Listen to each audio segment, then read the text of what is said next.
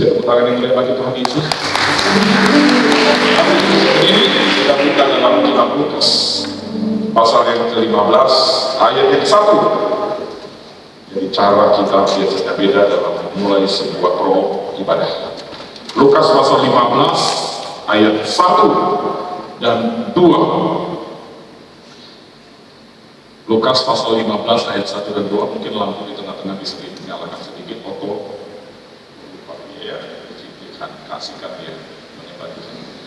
Lukas pasal 15 ayat 1 dan 2, sama-sama kita baca dengan suara yang lantang dan keras. 2, 3. Para pemungut cukai dan orang-orang berdosa biasanya datang kepada Yesus untuk mendengarkan dia. maka bersungut-sungut orang-orang Farisi dan ahli-ahli Taurat katanya, ia menerima orang-orang berdosa dan makan bersama-sama dengan mereka. Silakan dulu. Ada dua golongan. Satu golongan orang-orang berdosa dan pemungut cukai. Cukai itu hampir sama dengan sekarang kalau di dinas bea dan cukai. Tugasnya untuk mencukai barang-barang dagangan, bahkan semua komoditas yang dijual. Kenapa?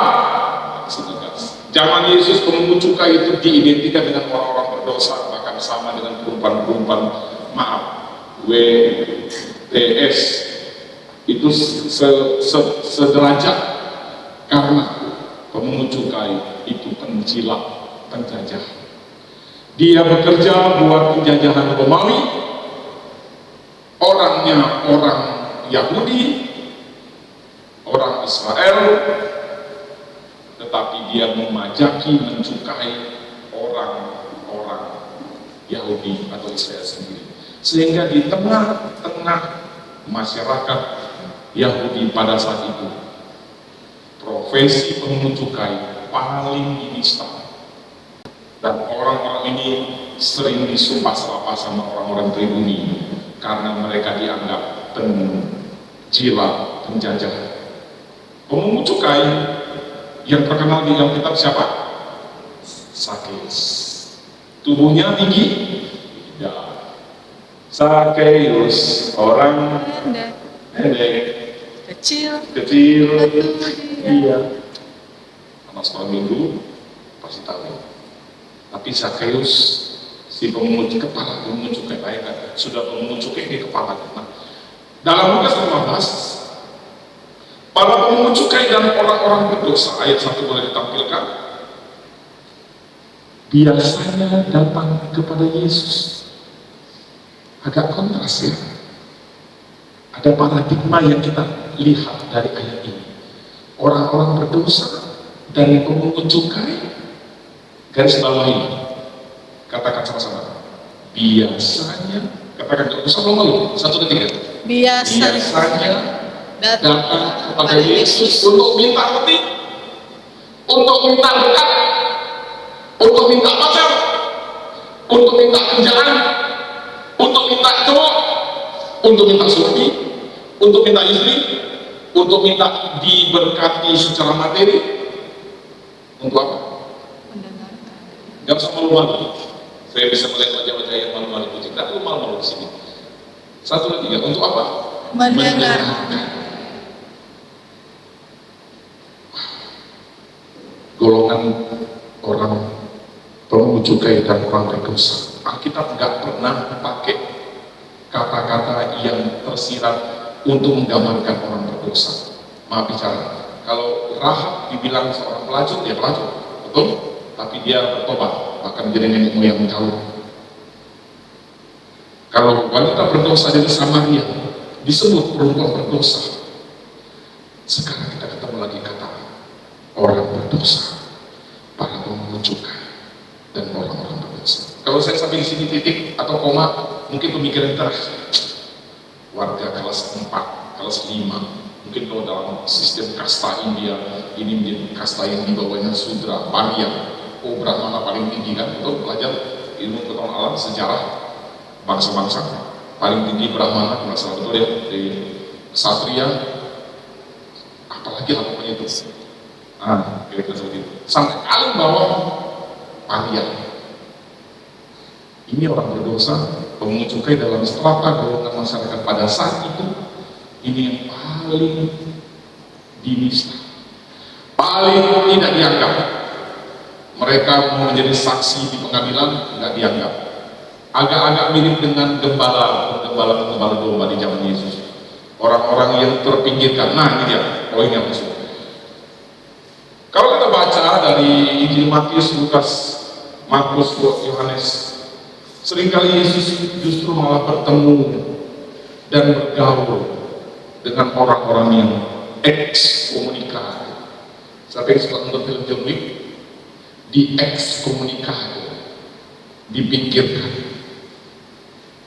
disingkirkan. Ini yang paling menyakitkan. Nggak dianggap, nggak ditoleh. Bahasa kita tak ditoleh. Boro-boro kena toleh, boro-boro kena bergaul, ditoleh juga. Kamu cukai. Jangan sekali-sekali kau ngumpul sama aku di warung kopi ya. Nanti aku lempar pakai sendal, pergi sana. Orang berdosa lagi, najis. Tapi bukankah Tuhan Yesus pernah menulis di tanah? Lalu yang paling tua tidak jadi melempari perempuan yang berdosa, justru dia yang paling duluan pergi. Kenapa? Ini banyak tafsiran. Tafsiran bebas bilang begini, justru yang paling tua, yang paling banyak pakai perempuan itu. Kadang-kadang kita merasa kita udah paling benar. Ini juga firman buat kita semua, saya juga. Kita merasa, kamu tidak layak mendekat kepada Tuhan, kami layak. Ada dua golongan yang kontras.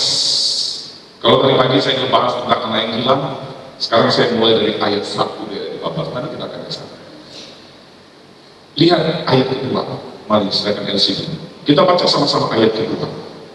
Maka bersungut-sungutlah orang-orang Farisi dan ahli Taurat, katanya, Iya, orang-orang berdosa dan makan bersama-sama dengan mereka. Saya mau tanya, orang Farisi dan ahli Taurat itu menggambarkan siapa? Bisa saja seperti kita, sering ke gereja, betul? Ahli Taurat itu konon saking degilnya, dicabut umpannya 1, keluar Mazmur 5 ayat 8. Cabut lagi 1, keluar Yesaya 48 ayat 1. Di sini cabut lagi Matius 1 ayat 1.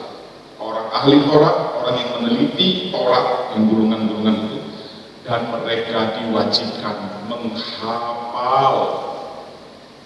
Siapa yang sudah menghafal Alkitab?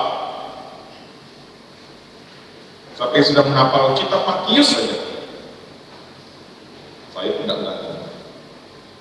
Menghafal ya. Kalau ingat perikop ini ada di pasal berapa, saya masih bisa lah.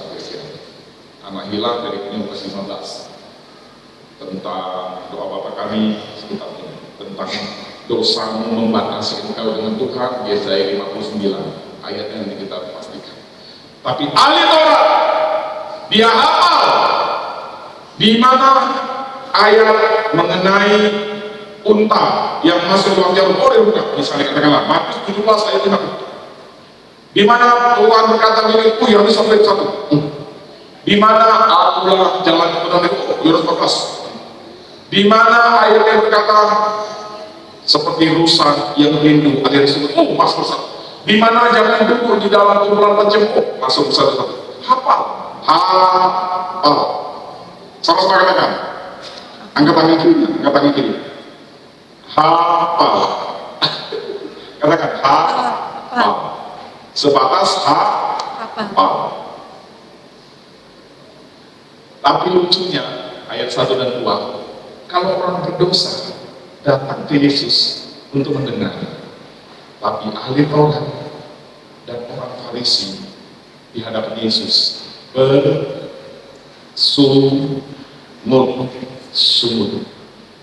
Bisa praktekkan muka yang bersungut? Ayo, coba praktekkan muka yang bersungut. Jangan gini dong, itu lagi ngincang gebetan, bersungut. Mulutnya tak berok, kau yang paling cantik. Wah, ya kan? Baca status teman. Aduh, lagi makan sini. macam kau yang paling kaya. Ya ampun, baca status yang ngaku diri sendiri. Yang makan enak, tidur nyenyak, kita. Padahal tidak ada yang kita lah, baca status kawan. Macam kau paling cantik, macam kau yang paling bisa ke kafe. Aku bisa, mak ke kafe, mak bisa. Sakit hati dia. Alamak, baca status kawan, tidak bermaksud menyinggung, dia sakit hati. Orang berdosa datang ke Yesus mendengarkan Tuhan. Mungkin hatinya betul memang dia orang berdosa, tapi dia mau kembali ke Bapa untuk dia berubah hidupnya lebih baik. Tapi sayangnya ada orang-orang yang bertipe Farisi dan ahli Taurat, orang yang jago tentang agama. Orang-orang ini orang-orang religius. Apakah tidak boleh religius? Boleh. Masalahnya seringkali orang yang religius tidak mempraktekkan apa yang dia tahu. Ahli Taurat hafal Alkitab, hafal Taurat, hafal Perjanjian Lama, kitab Musa, Nevi'im Ketuvim, tanah Taurat, Nevi'im Ketuvim, tapi dia tidak melakukan apa yang menjadi pesan firman Tuhan. Saya tidak menyuruh kita semua untuk kalau pulang dari sini, aku dosa bahasa Arab, dosa dipelajari nanti jadi ahli Taurat. Salah. Ahli Taurat itu salahnya bukan menghafal atau membaca atau merenungkan firman Tuhan. Kesalahan mereka adalah tidak menjadi pelaku firman. Sama-sama katakan. Tidak menjadi pelaku firman. Jangan dipukul rata ya. Oh, itu aku dosa baca firman Tuhan. Nanti jadi ahli Taurat. Oh, alasan. Bilang aja malas. Betul? Sama seperti kita gini, om jangan pakai pisau. Ada loh, saya baca tadi pagi, orang bunuh pakai pisau. Pisau apa? Pisau cutter. Jadi om jangan pakai pisau cutter ya, karena pisau cutter jahat. Pisau cutter mah normal, netral. Yang jahat orang yang pakai pisau cutter untuk musuh orang. Betul? Betul? Betul. Senjata nggak polisi. Revolver berapa? Ada perhatian udah selama hadir. Siap, komandan. Apakah senjata itu jahat? Enggak, benar? Bagi aparat penegak hukum, senjata itu untuk mengamankan negeri ini. Siap, komandan. Mengamankan negeri ini. Lagi udah pakai ini kayak Rembo. Tembak ini jahat. Tapi dengan senjata yang sama, kalau itu dipakai teroris, orang-orang yang memberontak, bahaya. Firman Tuhan salah? Tidak. Membaca, merenungkan, bahkan menghafal firman Tuhan salah? Sangat dianjurkan. Tapi yang paling penting melakukan. Katakan sama-sama, kiri kanan, lakukan firman Tuhan. Yuk. Jangan cuma mulai, saya tahu itu kadang-kadang katakan sama-sama, lakukan firman Tuhan ya. Iman itu kan, bukan teman-teman. Itu bilang, oh, capeknya aman, merasa oleh ibadah. Haleluya. Sekarang masuk dalam poin ini. Lalu Yesus, saya suka ingatkan dalam beberapa pertemuan, bahkan dalam PA mulai tahun ini, bahkan awal akhir tahun lalu, saya ingatkan di dalam kalangan pelayan yang memberikan firman Tuhan, renungan baik di wadah lain maupun dimanapun. Mari kita membawakan renungan yang berfokus kepada Yesus. Kita boleh membahas tentang tokoh agama, tokoh Alkitab, tokoh gereja, tokoh sejarah gereja, boleh. Tapi sebelum kita closing, kita kembalikan kepada figur Yesus. Ayat 3 silakan dimunculkan. Sama-sama kita baca. Yesus berkata apa? Lalu dia mengatakan perempuan.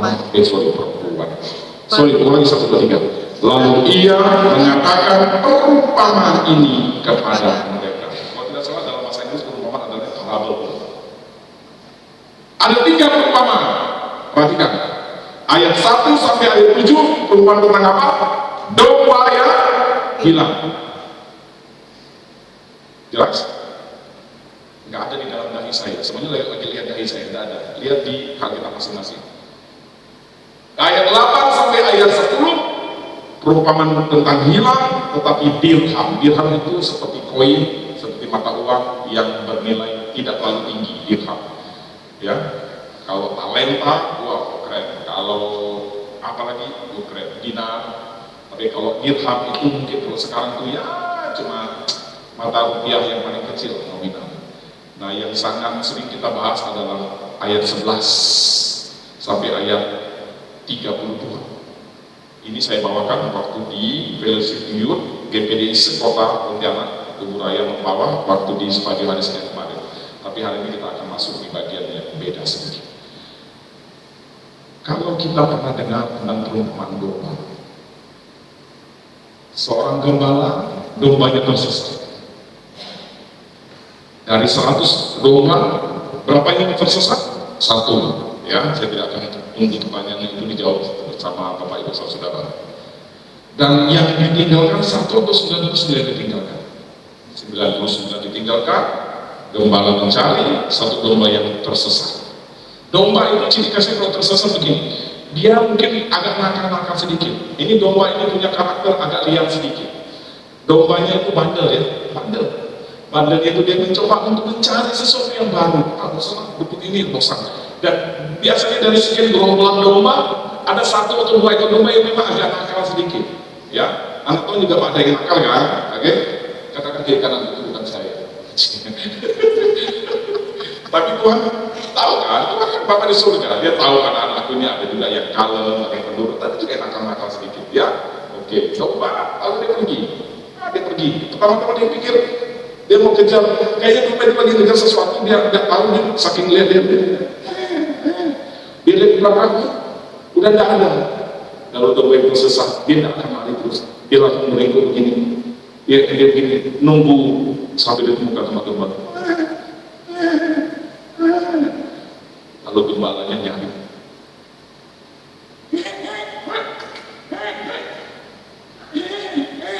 Gak kedengaran kan? Dia naik lagi dikit. Itu dia lihat bawah lembah. Dia domba ini tersesat tuh dia dan tinggal begini dan nangis dia. Lalu dia gembala ini sering digambarkan dalam lukisan Kristen kan? Dia ambil. Lalu dia gendong di sini betul. Lalu muncullah lukisan, akulah gembala yang baik. Lalu kita semua biar agak sedikit belok. Siapa domba itu? Itu saya. Itu aku. Aku membutuhkan pelukan Bapa di surga. Aku terhilang. Wih, langsung agak melo sedikit.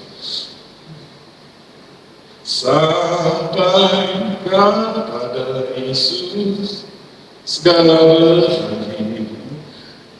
Lalu kita merasakan pelukan kasih seorang Bapa yang menemukan seekor domba yang hilang.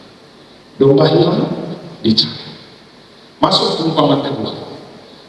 Lukas 15 ayat 8 sampai 10. Dirham, benda seperti koin kecil yang harganya murah, tidak seperti talenta itu keren. Dan perempuan yang hilang mencarinya, kemudian dapat. Dirham yang hilang dicari.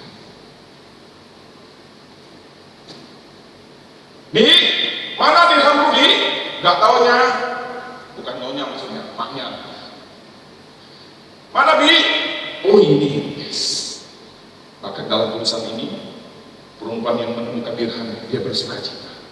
Dan dia panggil tetangga dan sahabat-sahabatnya. Agak bingung juga saya, kenapa dia tidak panggil keluarganya? Nanti saya akan sampaikan misteri ini ya, misteri dalam tafsiran Alkitab. Domba yang hilang ditemukan, si gembala senang. Kemudian yang dipanggil untuk sama-sama bersuka cita, ia memanggil sahabat dan tetangga. Kok keluarga intinya, keluarga kandung tidak dipanggil? Ada pertanyaan, nanti kita akan jelaskan di kemudian hari. Saya akan masuk sesi yang terakhir dari 3 trilogi perumpamaan tentang hilang. Ayat 11 dimulai dari mana dimunculkan dalam LCD. Ayat 11 ini dia. Perumpamaan tentang anak yang hilang, dalam bahasa Inggrisnya The Parable of Prodigal Son. Ini biasa dibuat dalam sebuah buku, bahkan ada film, drama, bahkan dikisahkan dalam sebuah video. Nah, yang saya baca nanti itu sama dengan video yang akan saya sampaikan. Jadi tolong perhatikan LCD video tentang anak yang hilang, boleh ditampilkan. Sambil kita melihat ke depan, lighting dimatikan, minta tolong Kak Devi, Kasih. Suaranya. Ada seorang mempunyai 2 anak laki-laki. Kata yang bungsu kepada ayahnya, "Bapa, berikanlah kepadaku bagian harta milik kita yang menjadi hakku." Lalu ayahnya membagi-bagikan harta kekayaan itu di antara mereka.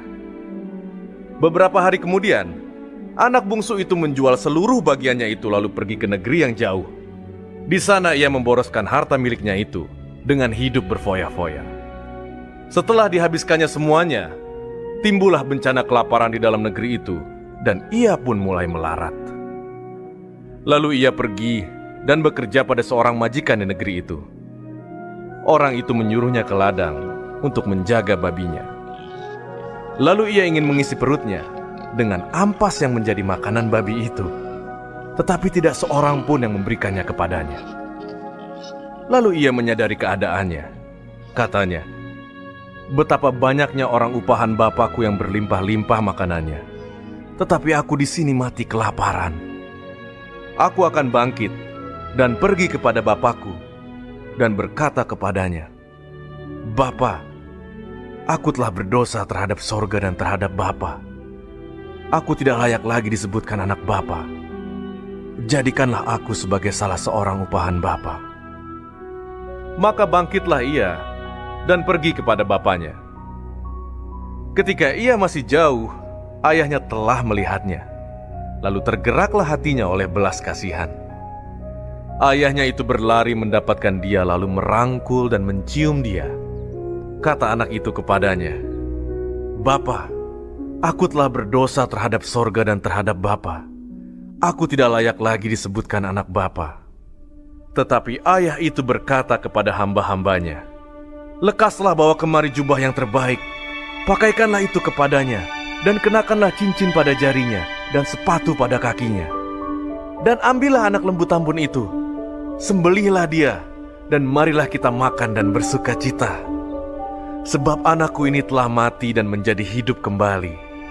Ia telah hilang dan didapat kembali.' Maka mulailah mereka bersukaria.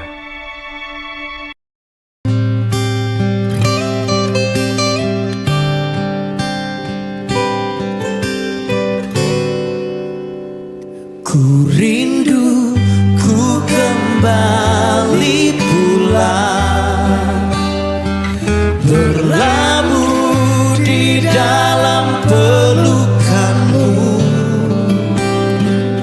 Ku tahu tanganmu selalu terbuka untukku, memberkatiku.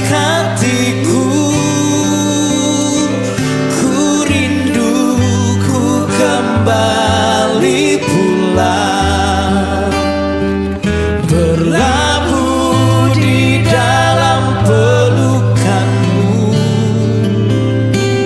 Ku tahu tanganmu selalu terbuka untukku.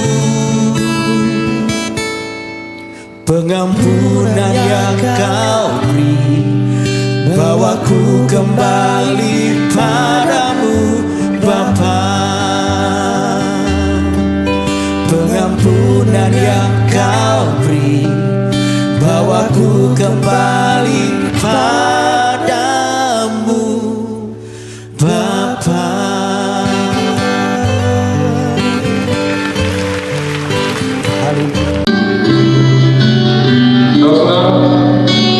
Bapak Ibu yang ada dalam malam hari ini, badan kita mungkin ada di sini. Mungkin kita kondisinya tidak separah anak bungsu tadi yang sampai miara babi, bahkan makan makanan ampas babi itu tidak dikasih. Tapi siapa tahu hati kita seperti hati dari seorang hati anak bungsu yang sudah mulai menjauh dari kasih Bapa. Karena dia anggap, Bapak ini banyak aturan. Aku bising dengan aturan Bapak. Aku terikat. Aku tidak bebas. Aku ingin bebas Bapak. Di dunia sana di negeri yang jauh aku bebas. Mau jungkir balik salto dari pohon ke pohon, mau ngapain juga foya-foya, mau memakai segala harta, terserah. Aku tinggalkan itu. Bapaknya tidak ngomong, tapi saya percaya hati Bapak pasti menangis. Ayat 1, ayat 11 berkata, ada seorang mempunyai 2 anak laki-laki di situ dari video. Maka saya akan sampaikan secara ringkas.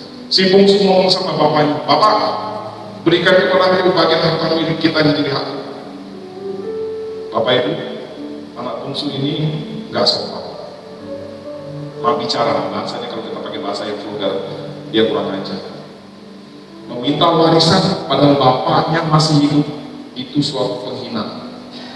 Kecuali memang bapaknya sudah masuk di nafas-nafas terakhir, mau menghembus nafas, lalu setelah itu dia meninggal, lalu seperti sekarang seorang pengacara atau advokat memberikan surat wasiat yang sudah dimeterai, dibukakan, dibaca, bacakan wasiat.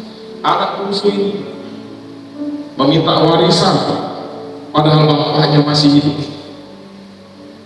Berapa banyak kita orang yang ada di dunia ini, termasuk saya yang ditegur oleh firman Tuhan ini, berapa banyak sikap kita dengan Bapa di surga seperti ini. Puji Tuhan, saya percaya kita tidak ada yang di sini. Tapi kalaupun ada dalam sikap hati kita sudah mulai mau punya ancang-ancang rencana meninggalkan Bapa di surga. Setiap aku jadi kecewa Tuhan, hidupku sengsara, gini-gini doang, nggak seru, nggak bisa foya-foya, sebenarnya anak bungsu, nggak bisa menikmati kegelapan dunia, gemerlapan dunia. Bapak memberi kebebasan. Tadi saya mulai dengan perumpamaan domba. Domba hilang satu, dicari. Dirham hilang satu keping, dicari. Silakan tadi lihat ayat Alkitab yang dibacakan dalam video tadi. Kita tidak baca Bapa yang dalam cerita ini mencari anak bungsu. Benar? Benar? Karena dia tahu ini bedanya manusia yang punya kehendak untuk memilih jalan hidupnya. Dalam bahasa terminologi sekarang, manusia memiliki free will. Tuhan gak pernah paksa kita untuk jadi pengikut dia. Dalam Yohanes 3 ayat 16 bahkan Tuhan bilang begini, barang siapa yang percaya kepadaku, whosoever,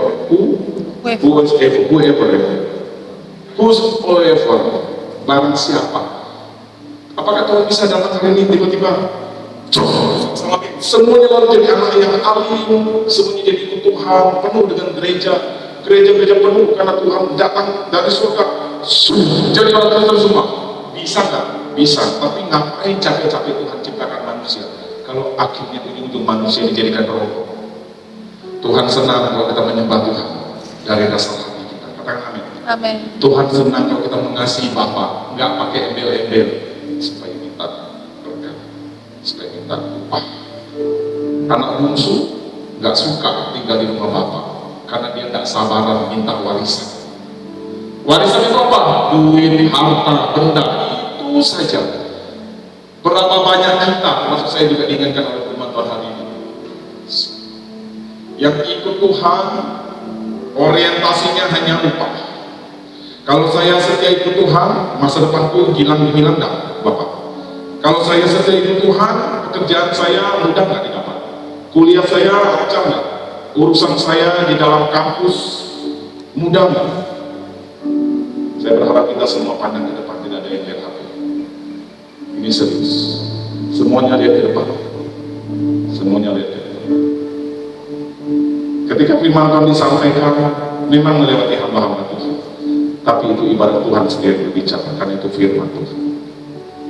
Berapa banyak yang bahkan di gereja orang mencuekkan suara Bapa karena dia anggap sudah biasa ke gereja lagi.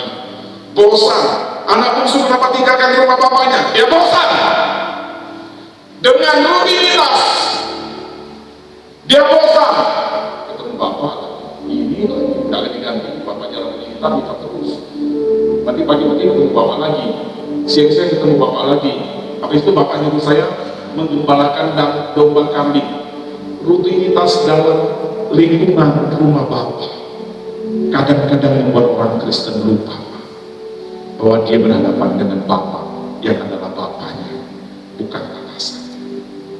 Bungsu gak sabar minta warisan karena orientasinya harta, materi, jasmani, benda. Dia meninggalkan akses dengan supply dari Bapa sebagai sumber dia tinggalkan rumah bapak ke negeri yang jauh. Konon negeri yang jauh itu sekitar 70 sampai 80 kilo. Mungkin kan dari Pontianak mungkin yang kira-kira sampai Pinyu untuk Wajo. Gak jauh. Kenapa bapak tidak suruh siapapun mencari dia? Karena bapak itu melambangkan Tuhan dari surga.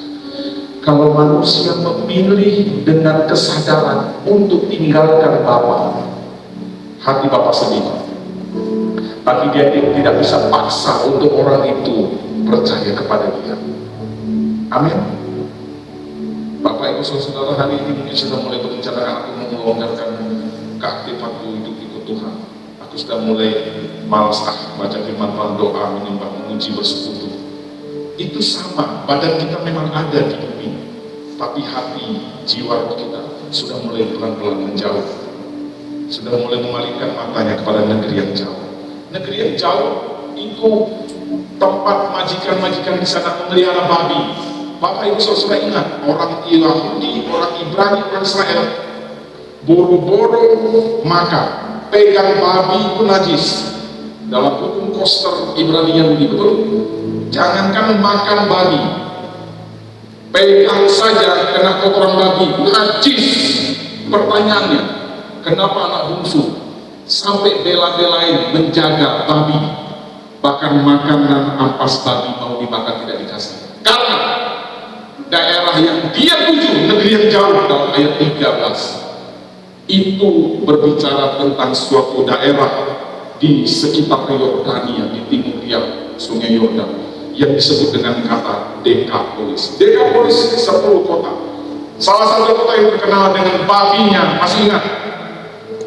Kitab Lukas juga menulis, ada orang gila kerasukan syaitan disebutkan Yesus. Kemudian setan bilang apa? Jangan usir kami ya Tuhan Yesus, pindahkan saja kami ke babi. Betul? Babinya berjumlah berapa? 2.000. Daerah itu dinamakan Gerasa. Keren kan? Makanya baca firman Tuhan jadi seru. Jadi memang tidak ditulis kemana dia pergi. Diperkirakan oleh ahli Alkitab, teolog, anak bungsu ini pergi ke sebelah timur sungai Yordan untuk menuju daerah Gerasa. Daerah Gerasa adalah masih bagian teritorial dari wilayah Yordan yang sekarang, tetapi di bawah kekuasaan Romawi Yunani, sehingga dia tidak terpengaruh lagi dengan budaya Israel, tapi dipengaruhi oleh budaya Romawi dan Yunani. Lalu Yunani punya kebiasaan suka telanjang, patung-patung telanjang itu salah satunya dewa-dewa telanjang dibuat oleh kebudayaan Yunani. Betul? Cari aja di Google, tapi jangan buka sekarang. Romawi kebiasaannya adalah kekuasaan, perang. Jadi Romawi dan Yunani mempengaruhi wilayah Gerasa, walaupun masih berdekatan dengan wilayah Israel. Dan anak bungsu ini pergi ke situ. Makanya ini jawaban, kok di Israel ada orang piara babi? Bukannya babi itu haram, najis, betul. Tapi dia pindah ke suku kota yang namanya Gerasa atau bagian dari Dekapolis, dan di situ orang-orang di situ boleh piara babi. Singkat cerita, anak bungsu tadi akhirnya melarat, betul? Akhirnya jatuh kelaparan, betul? Sengsara. Ini tidak menakut-nakuti. Bapak kita bapak yang baik, benar. Tapi kalau kita memilih tinggalkan kasih bapak, perhatikan baik-baik. Ketika kita dengan penuh kesadaran, ingat ya, anak bungsu tidak mabuk waktu dia pergi dari rumah bapak. Bahkan dia lagi bawa harta warisan dari pembagian bapak, walaupun dia cuma dapat 1/3. Anak sulung itu menurut adat Yahudi dapat 2/3 warisan. Anak bungsu hanya dapat 1/3. Anak bungsu membawa dan menjual sulungnya, lalu dia pergi ke negeri yang jauh berfoya-foya. Bahkan ayat yang di bagian 30-an, dia main berfoya-foya dengan dunia gemerlap termasuk pelacur. Apa yang terjadi kalau kita menjauh dari kasih Tuhan? Oke, memang dunia menawarkan gemerlap, kesenangan, kenikmatan, foya-foya.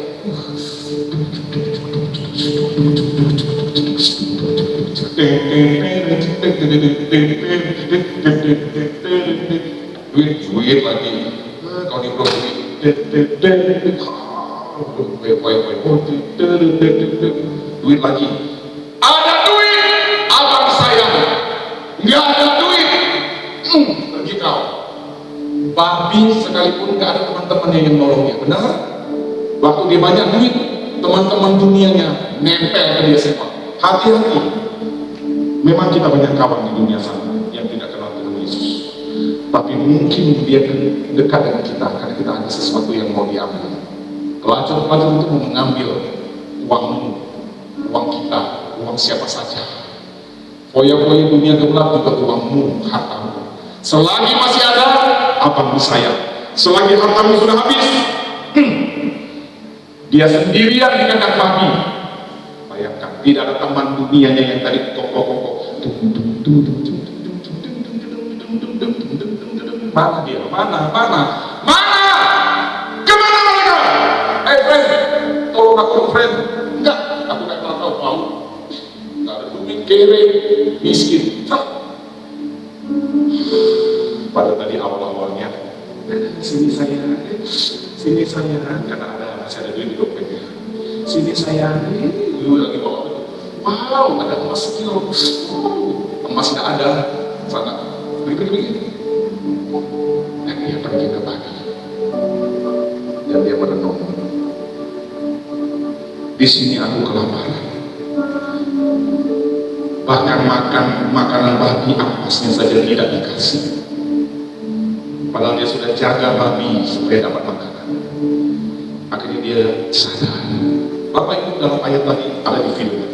Silakan baca itu. Lalu dia menyadari keadaannya. Bagus. Banyak orang bertipe bungsu ini mungkin yang sudah terpuruk keadaannya, menolak untuk sadar. Bagus dia sadar, tapi tidak sampai di sini. Ayat kita dikatakan, maka bangkitlah dia. Mari buka ayat 20 sebagai ayat final. Maka bangkitlah dia, si bungsu itu, dan pergi kepada bapaknya. Sama-sama katakan ayat ini di bagian pertama kalimat. 1, 2, 3. Maka Bangkitlah dan pergi kepada Bapa. Banyak orang sadar dirinya terpuruk, dia harus berubah, tapi hanya sampai sadar. Ya, aku harus berubah kok. Lalu, iya, saya harus berubah. Lalu, iya, saya harus berubah. Ya lalu, iya, saya harus berubah. Kelamaan. Anak bungsu ini dia sadar dia berubah. Lalu ayat 20, bangkit ya. Lalu pergi, tadi dia bengkel, dia baik. Itu bapaknya. Dia pergi ke bawah. Tadi waktu dia tinggalkan bapak-bapaknya sombong sekali. Karena masih banyak uang kan. Mungkin kalau dia adopsi, kalau dia fitness nanti dia keluarkan fotonya. Bapaknya panggil, jangan tinggalkan bapak. Berisik. Kuno. Orang tua tak tahu zaman. Sekarang zamannya berisik. Jangan tinggalkan papa. Peduli amat. Udah tua bangkel mau mati. Mungkin bisa jadi loh. Ada loh orang-orang sekurang ajar ini di bumi ini. Ada. Jangan pikir tidak ada orang sekurang ajar ini di bumi ini ya. Ada. Makin ditegas sama orang tuanya, makin orang tua udah tua, bau enak. Kalau anak yang namanya hal alias boen belakang, udah boen belakang lagi. Ini terkaan saya ya, supaya lebih rileks. Apa yang terjadi? Resiko dari suatu pilihan. Tuhan itu seperti Bapa di surga. Dia sudah ingatkan kita, anakmu jangan tinggalkan kasih karunia. Karena di luar sana banyak godaan kenikmatan, tetapi itu hanya sebuah fata morgana. Sama-sama katakan, fata morgana, hanya semu, hanya dunia maya. Bapak Ibu perhatikan, secara alam bawah sadar kita sudah terikat dengan alam dunia maya, dunia yang tidak sebenarnya. Like 10.000 keren, frame 500.000, tapi waktu kementerian sebiji pun tak ada yang datang. Yang datang Pak Pendeta dari pastor ini. Ya, ada apa? Pendeta, aku lagi sakit, bisa datang jumpa aku? Boleh. Pak majelis, Pak ibu pelayan, pengurus gereja, Ibu Devi, Ibu, masih Mbak Devi, masih sendiri, masih tanya, bisa nggak temenin aku? Aku lagi sedih, banyak orang meninggalkan aku. Kami datang, kami doakan, dalam nama Yesus, kasih Tuhan menjamah hatimu, dia pulihkan, dia baru luka-luka.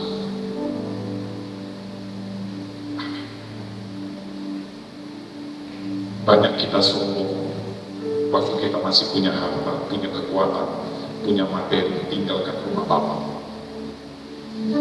Giliran sudah kere, melarat, sengsara, tertindas, tidak punya apa-apa, baru ingat, enggak apa-apa, karena Bapa kita Bapa yang baik.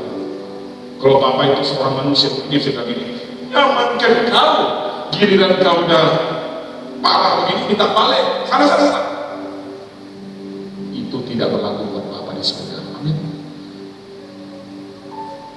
Ayat 20, ketika ia masih jauh, dia gotong. Ku rindu, ku kembali di kuburan. Ini penuh dengan tai babi. Kok bisa? Ada nggak ditulis tadi? Dia sempat mandi, lalu sebelum dia pulang ke rumahnya, dia mandi shower, dia masuk ke salon, di Gaya Mall, dia lalu rebonding, dia cek dulu, lalu dia pasang baju yang bagus, beli sepatu di Skechers, kemudian di jas yang bagus, lalu dia pulang. Enggak, dia baru dari kandang babi, dia melangkah beruntai. Ku rindu, ku kembali. Bapak Ibu Saudara, hari-hari ini jika kita mau kembali ke pulang ke pelukan Bapa, jangan berkeras hati. Siapapun yang melarang engkau kembali ke rumah Bapa, dalam hati kembali ke dalam kasih Bapa, yang melarang itu dipastikan antek-antek setan.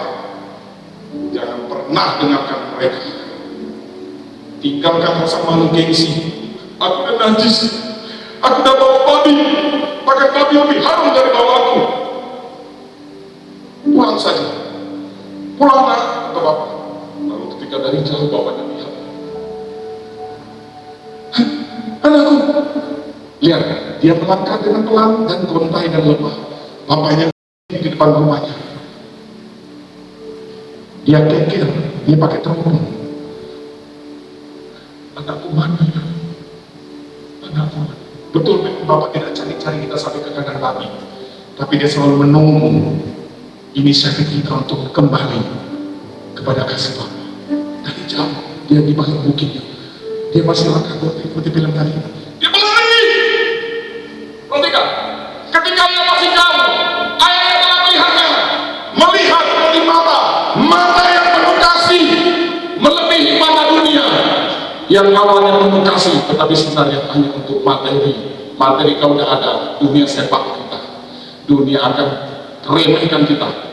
Jabatan tidak ada lagi, pangkat tidak ada lagi, posisi di pemerintahan, di birokrasi, di dunia kantor swasta maupun tidak ada lagi. Kita udah pensiun, ketemu masuk kantor, boro-boro disalah. Siapa ya?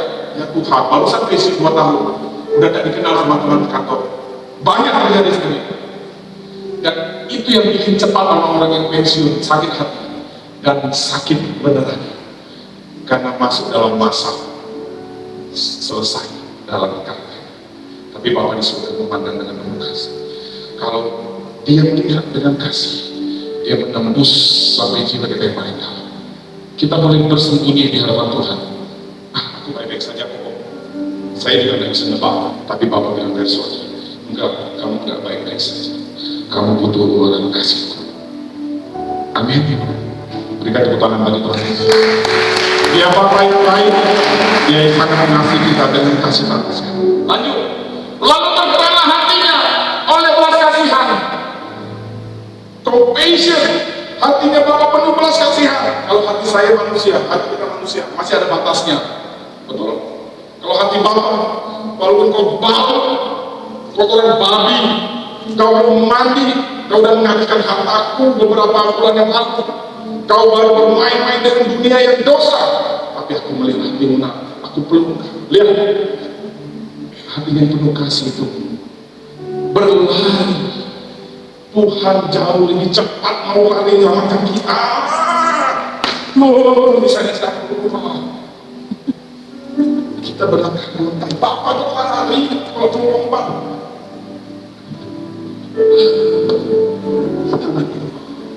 Main piano masih bagus.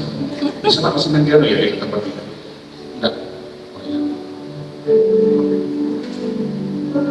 Langkah kita pelan, langkah pelan. Mata kita menunduk ke tanah karena sudah putus asa hilang harapan. Mata Bapak yang berkasih dari balik mungkin sekian ratus meter mungkin, atau mungkin 1-2 kilometer jauh sekali. Hari ini Bapak di surga sedang menatap kita. Kalau ada hati-hati yang menangis, Tuhan, aku lagi putus cinta hari ini. Lepas semangat jiwaku. Hei! Terlalu banyak pria dan wanita di luar sana yang akan disiapkan bagi kita semua. Asalkan sabar dan waktunya. Bertepuk tangan yang mulia bagi Tuhan. Kalau kita bertahun-tahun, buru-buru, pacar siapa lu? Halo! Kadang-kadang kita dapat seperti film plot twist. Tahu cerita Avenger? Thanos sudah kalah semua. Kalah nih. Tiba-tiba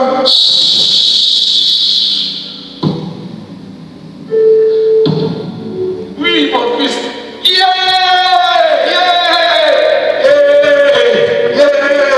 Plot twist. Tapi untuk mencapai plot twist, sabar. Layanilah Tuhan seperti Tuhan sudah siapkan besok pagi. Sabarlah, karena waktu yang terpindah lagi. Lalu dia merangkul. Rangkulan seorang bapak itu memulihkan hati anakku. Coba lihat anak pun sudah ngomong kan. Tadi katanya dia rencananya ngomong gini, Pak, aku udah mau jadi anak bapak, jadi bahan bapak. Betul? Tadi kan anak bungsu bilang gini, aku rencananya nanti ketemu bapak ngomongnya gini, Pak, aku udah layak jadi anak bapak, jadi anak bahan saja, tidak sempat. Anak bungsu tidak sempat ngomong, saking dia sudah tak mereka bapaknya yang rindu. Dan menciumnya, masa suruhnya Pileos, mencium berkali-kali.